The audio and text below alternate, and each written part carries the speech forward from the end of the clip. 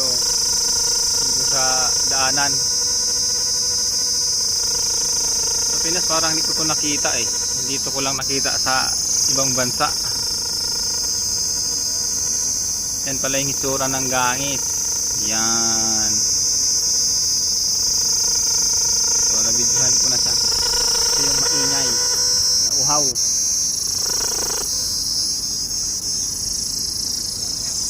Yan pala yan si gangis.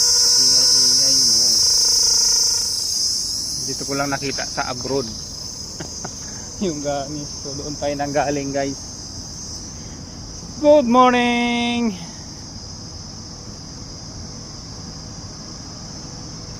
Magandang umaga sa mga kababayan. Napakaganda ng view guys.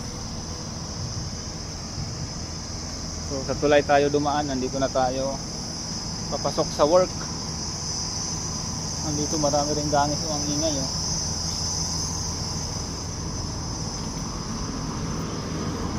So bye bye everyone.